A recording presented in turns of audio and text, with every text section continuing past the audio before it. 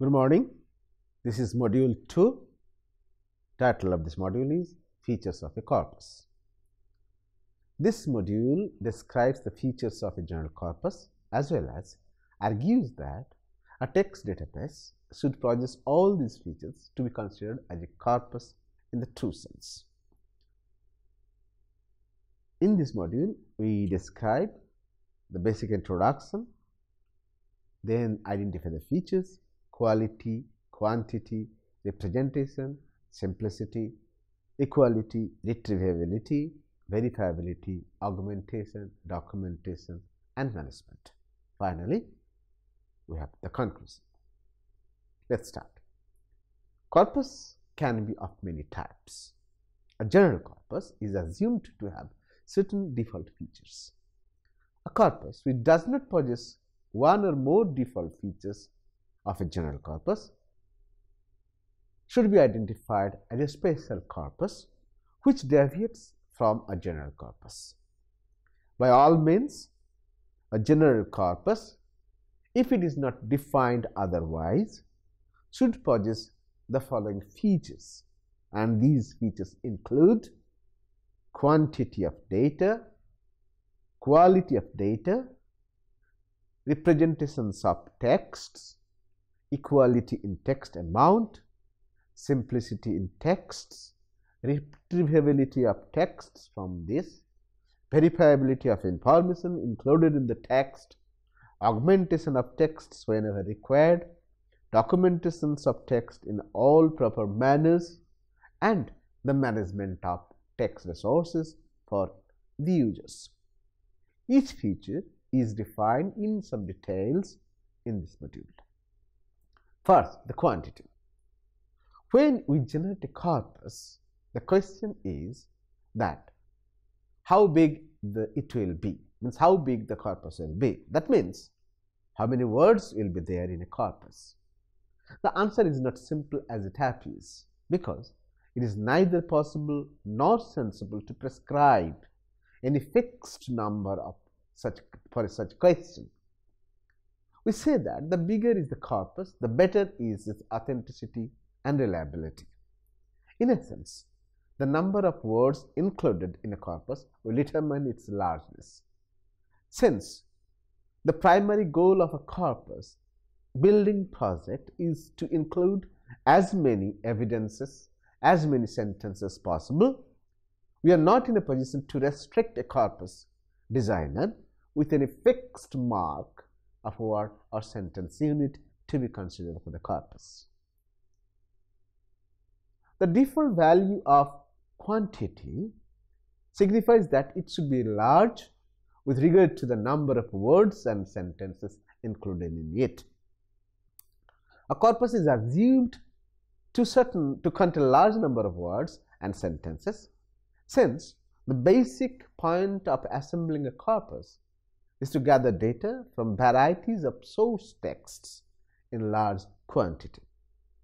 Present technology allows us to increase the size of a corpus quite rapidly, and therefore it is not right to recommend any set of figures.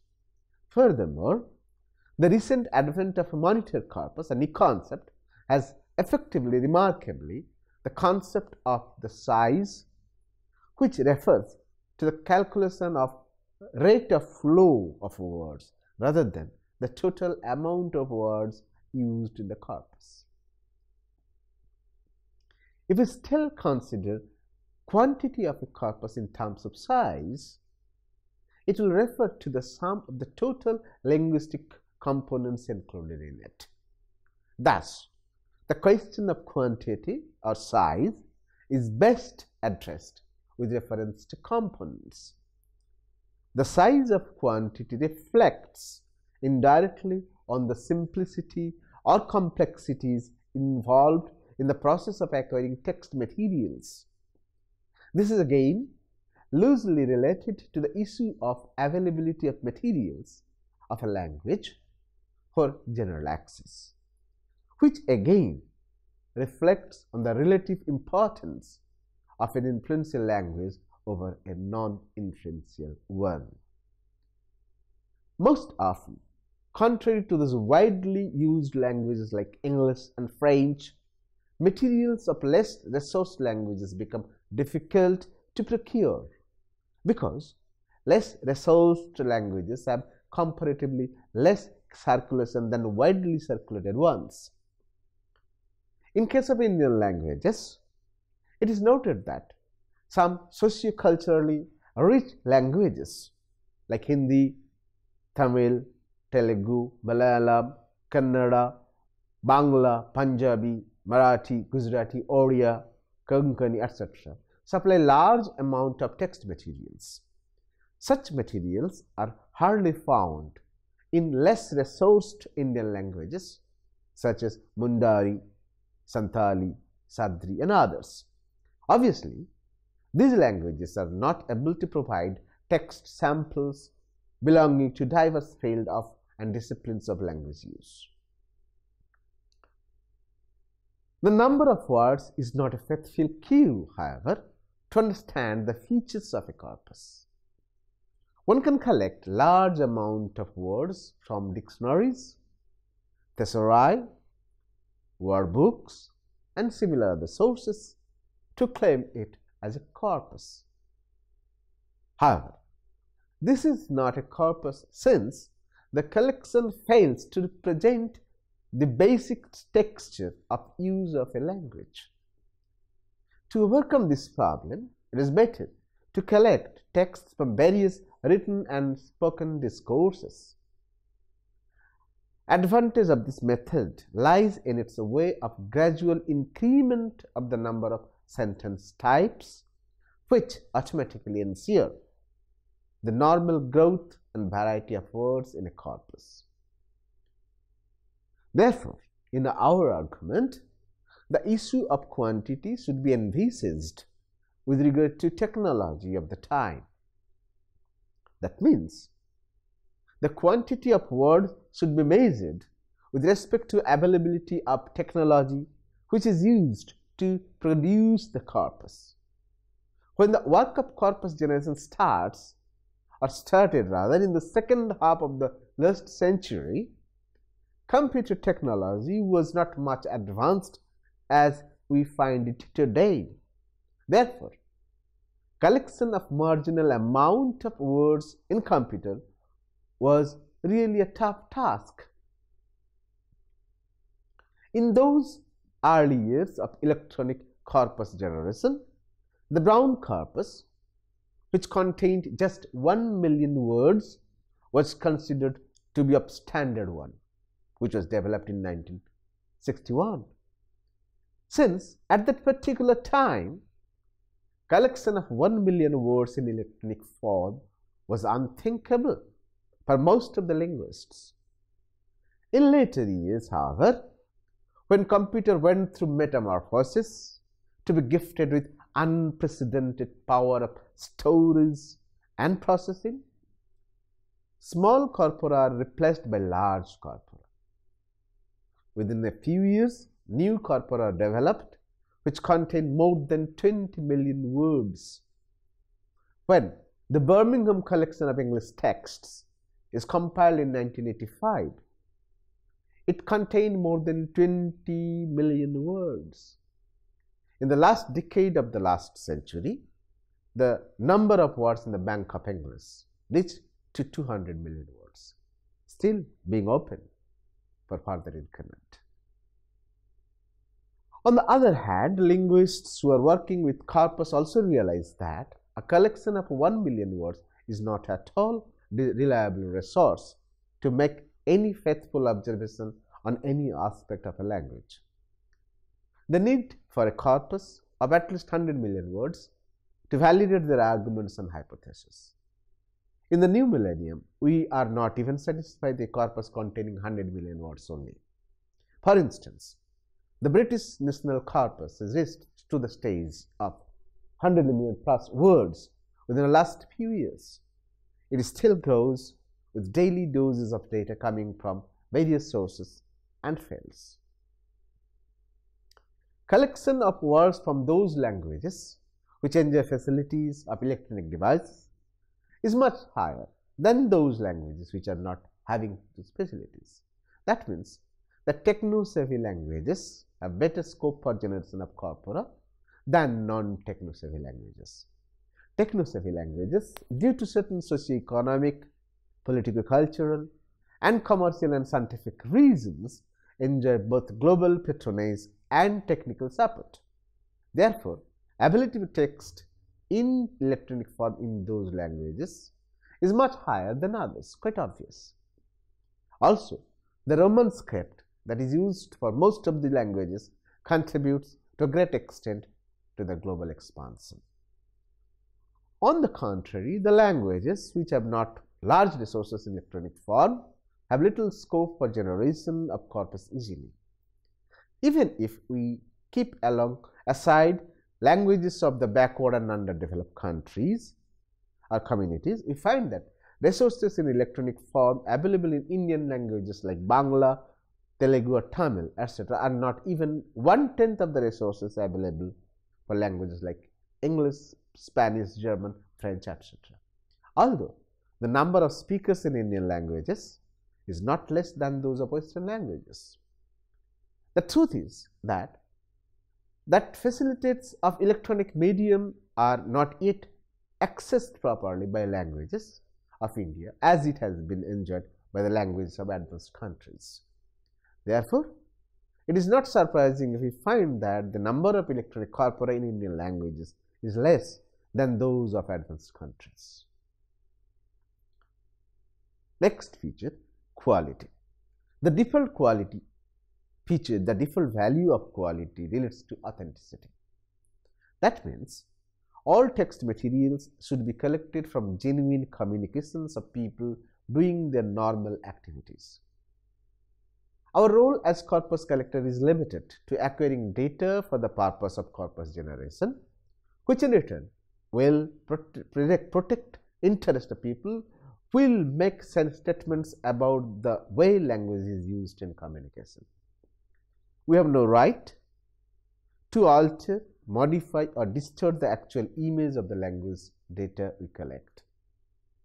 Also, we have no right to add information from our personal observation on the ground that the data is not large enough or suitable enough to represent the language for which it is made. The basic point is that we shall collect data quite faithfully, following the predefined principles proposed for the work. If we try to interpolate in any way within the body of the text, we shall not only damage the actual picture of the text, but also shall tell upon heavily on subsequent analysis of the data.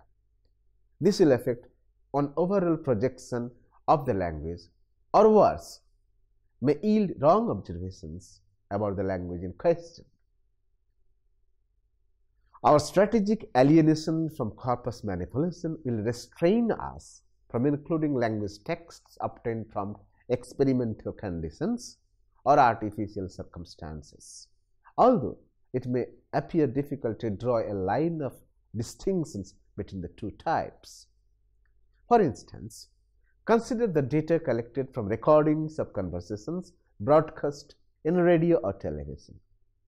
Apparently, it may appear that texts found in those sources have nothing abnormal or artificial quality, since these are broadcast as these are conversed and recorded.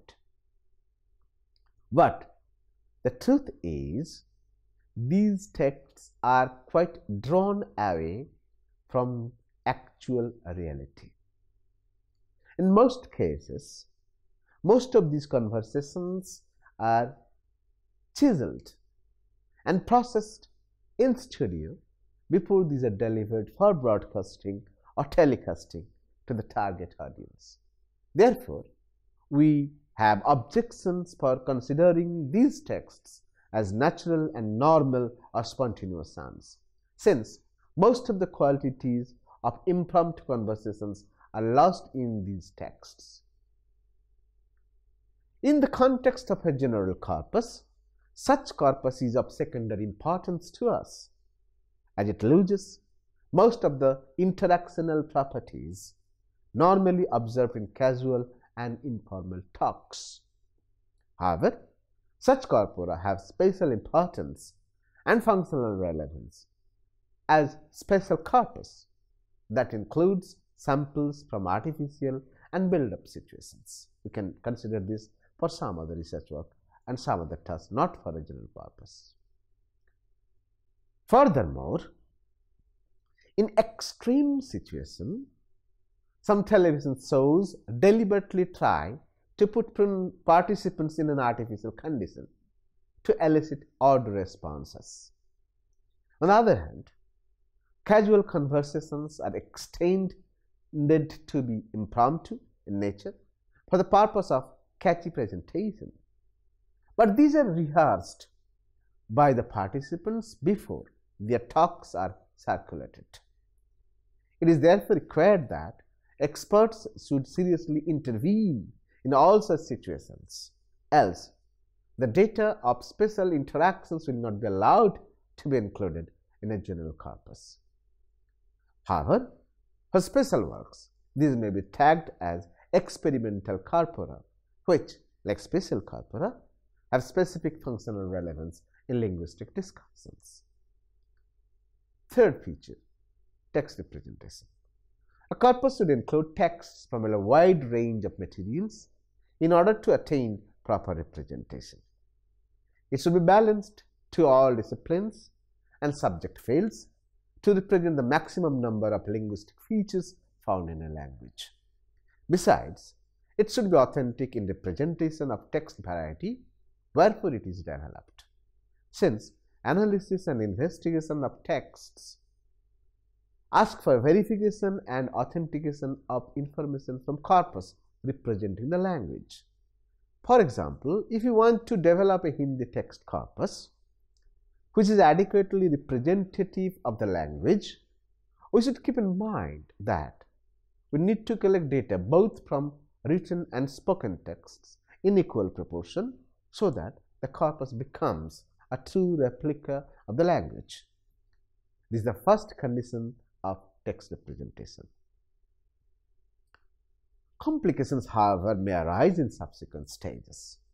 For instance, if we need to develop a speech corpus for Hindi, the question that will arise is, from which sectors and which fields we are supposed to collect speech data? Should we include only the text from family interactions?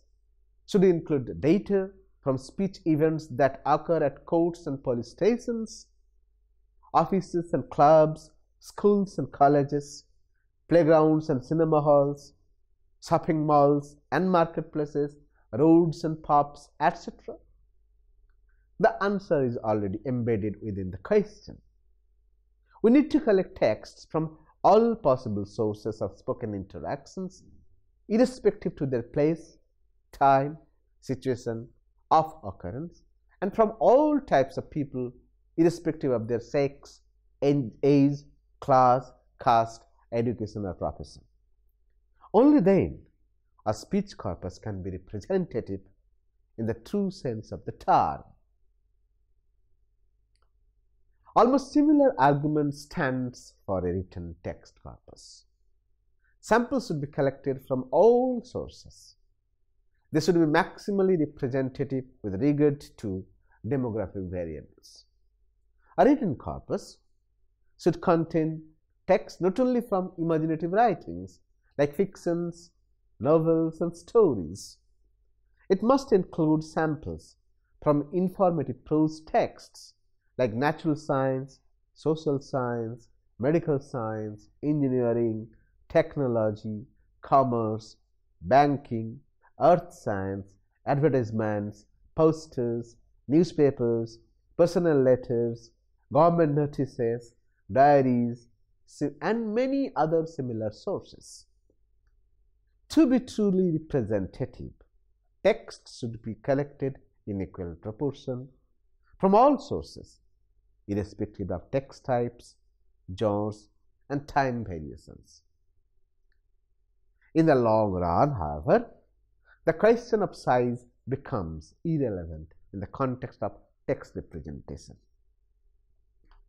A large corpus does not necessarily imply to represent a language or a language variety any better than a small but properly balanced corpus. A simple large collection of any text is not necessarily a corpus wherefrom we can make a generalization. According to Leach, we can call a corpus representative only when findings based on analysis on it can be generalized to the language as a whole or a specified part of it. Therefore, rather than focusing on quantity of data, it is always better to emphasize a variety of data represented proportionally from all possible domains of language use. The issues which are related to balance and text representation are also linked with some empirical issues. Even a corpus of 100 million words may appear too small when compared with total amount of texts from which it is sampled. Summers shows how the difference in content and language of a particular text type influence linguistic analysis at subsequent stages, because the original prose purpose of the text plays a vital role in drawing up inferences. Thus, on the basis of empirical observations, Summers argues for adopting a sampling approach by way of which using the notion of broad range of objectively defined document or text types as its main organizing principle. To achieve the goal of a text representation, she has outlined a number of possible principles for the selection of written text samples. These may be summarized in the following way. Ellicist's approach is based on literary or academic merit of influences of the texts. Random selections of text samples, currency or the extent to which texts are read, subjective judgment of the typicalness of the text, availability of the text samples in the archives, demographic sampling of reading habits of the people, empirical adjustments of the text selection procedure to meet the linguistic specifications or specializations of a corpus, purpose of the investigators at the time of corpus building. In our argument, the most sensible and pragmatic approach can be the one that combines all these approaches in a very systematic way, and where we can have data from broad range of sources and text types with due emphasis on the features of currency, influentialness, and typicalness. Next feature is simplicity. This feature signifies that a corpus should contain text samples in the simple and plain form so that the target users can have an easy access to the texts without stumbling upon any additional linguistic information marked up within texts. There are many corpora in which text samples are tagged with SGML, standard generalized markup language format, where all markup are carefully used not to impose any additional information on texts.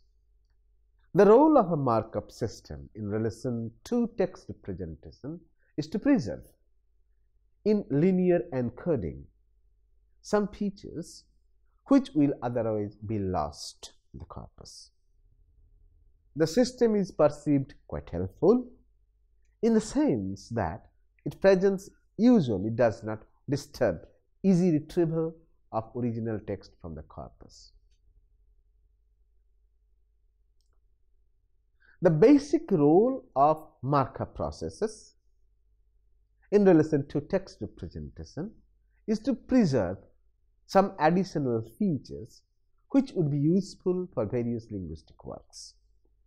Although these are perceived helpful, Their presence must be recorded separately so that the original text is easily retrievable.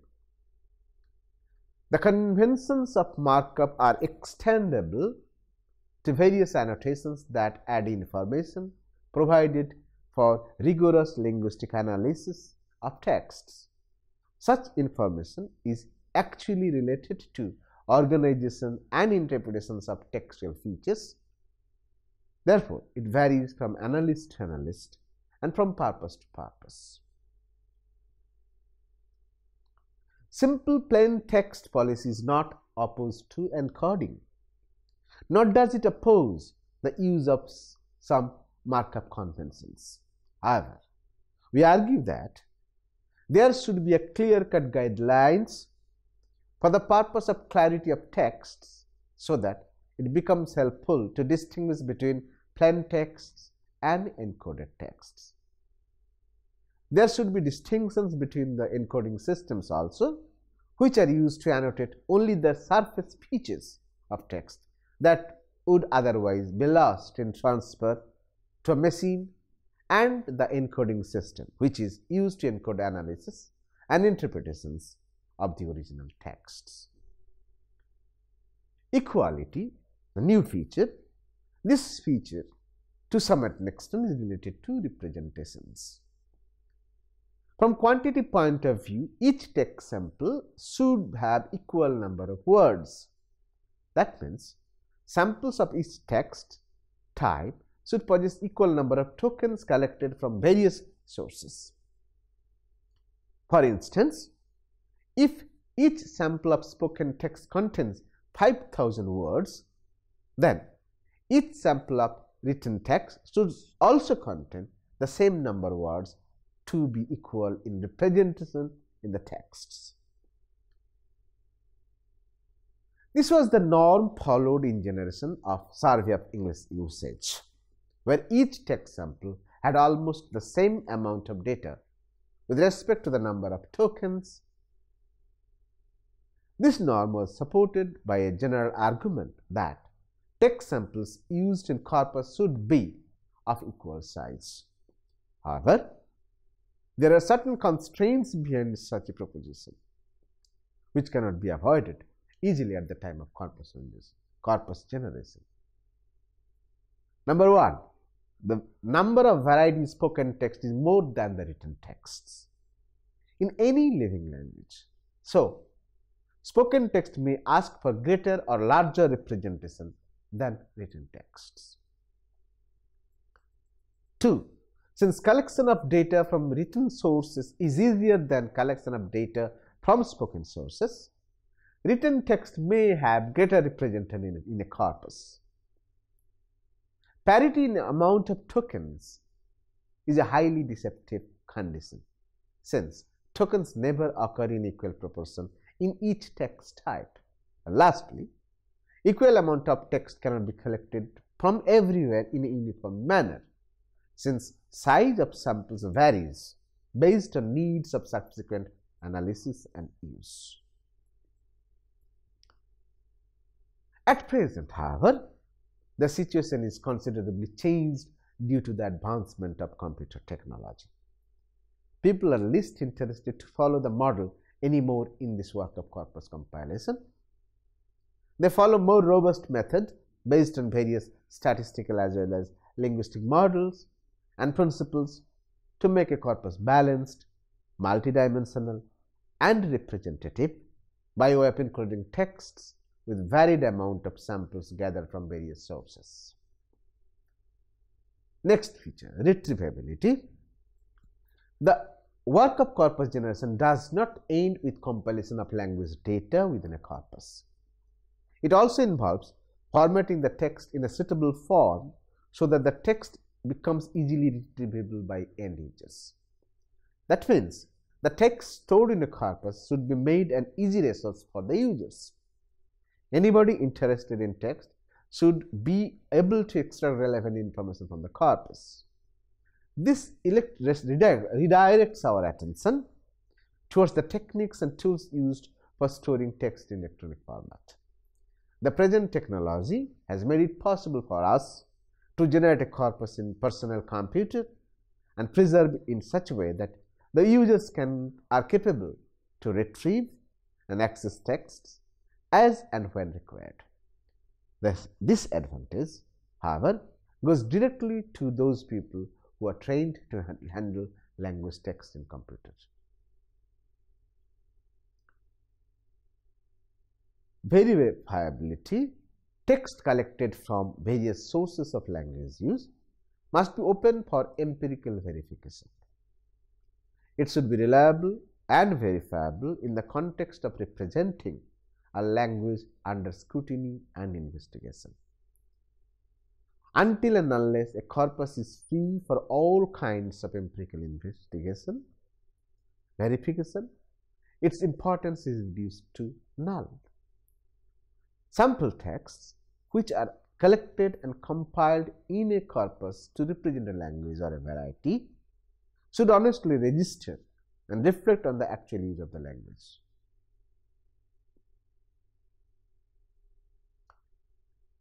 To address this need, a corpus has to be made in such a way that it qualifies to win the trust of language users or a variety. Users, after verifying the data stored in a corpus, must certify that what has been exhibited in corpus is actually a faithful reflection of the language they use. For instance, if we develop a corpus of the language used in Hindi newspapers, we must pay attention to the event that the data preserved in the corpus qualifies to reflect properly on the language used in Hindi newspapers in its fullest form. The corpus will thus attest authenticity and validity in synchronic and diachronic studies of Hindi in newspapers. Augmentation: a living language is bound to change with time. This is one of the proofs of life and vitality of a language. If a language stops to change with time, it is obsolete or dead. A corpus which in principle to attest features of a living language must have the ability to grow with time. It must have facilities to augment with new data, to capture changes reflected in form and content of a language.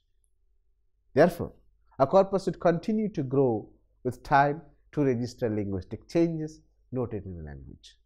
Since most of the present-day corpora are synchronic in nature, we should try to make them diachronic so that they grow in parallel with the change of time of language.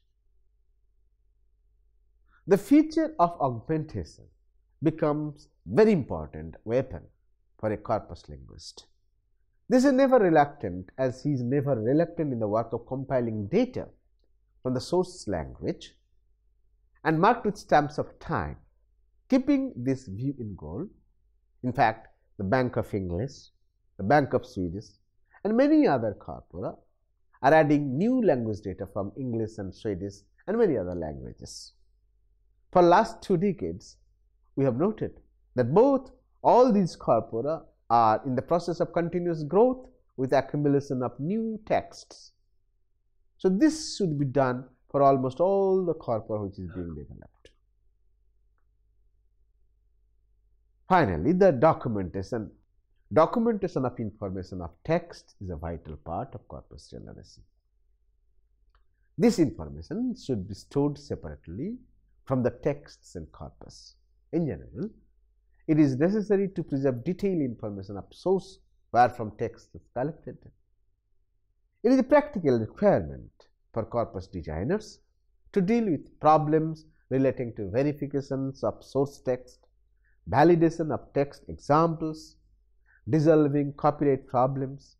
Also, there are other linguistic and extra-linguistic issues relating to sociolinguistic investigation, stylistic analysis, legal inquiries, discourse analysis, etc., which also ask for verification of information of the source documents from which the texts are collected and included in the corpus.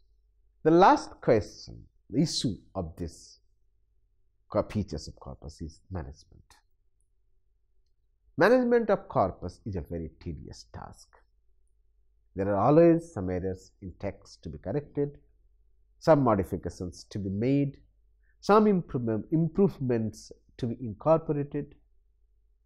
So, at the initial stage of corpus generation, it involves a systematic arrangement of text files based on text types, through which searching of information becomes faster and easier.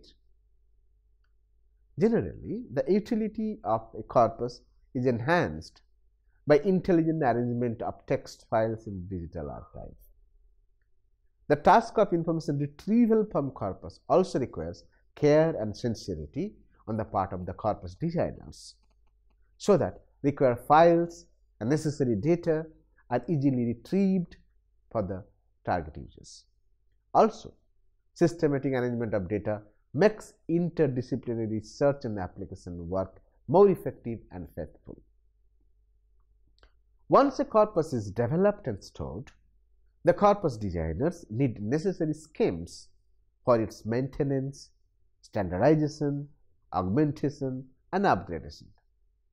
Maintenance is needed so that the data is not corrupted by virus infection or damage due to some external effects. Standardization is also required so that a corpus becomes comparable with other corpora developed in and across languages or language types. Augmentation is required to enlarge existing databases with new examples and text samples obtained from new sources. Finally, upgradation is needed so that existing data is converted properly for use in systems and techniques newly available. Since computer technology is changing quite rapidly with time, corpus database needs to be continuously upgraded to be at par with the new system and software, else the whole effort will be ruined. In sum, the process of upgradation of a corpus text involves the following stages. First, preservation of text from computer hard disk in a virus-free condition, transfer of texts from computer hard disk to floppy disks, from floppy disk to computer disk, compact disk, or from compact disk to some newly next available storage facilities. Displacement of corpus text from the DOS or disk operating system environment to Windows environment or to a more new environment available for data storage, and conversions of texts from ISCI, that is Indian Standard Code for Information Interchange, to ASCII, American Standard Code for Information Interchange, and from ASCII to Unicode, and from Unicode to some other more user-friendly coding system. In essence, adaptation to new hardware and software technology has to be taken care of with utmost importance. Although the present computer technology is not advanced to perform all these tasks with full satisfaction, we expect that software technology will improve to a large extent to address all these questions, with adequate measures. There is no reason to think that the features discussed here are absolute and non-changeable. These are identified after analyzing the corpora developed so far in various languages. These features are, therefore, more of a general nature than of any specific type. These are open for verification and modification, by which some of the features will be redesigned to address uniqueness of form and content of particular corpus. Also, scholars can identify some features which are not addressed here. Generation of new type of corpus may ask for identification of a new feature which is not discussed here also. Innovation of new technology or application of new principles may result in formation of corpus of new types. In that case, the features which are specified here are open for modification and recasting to fit into the new format of language corpora supposed to be developed in years to come. Thank you.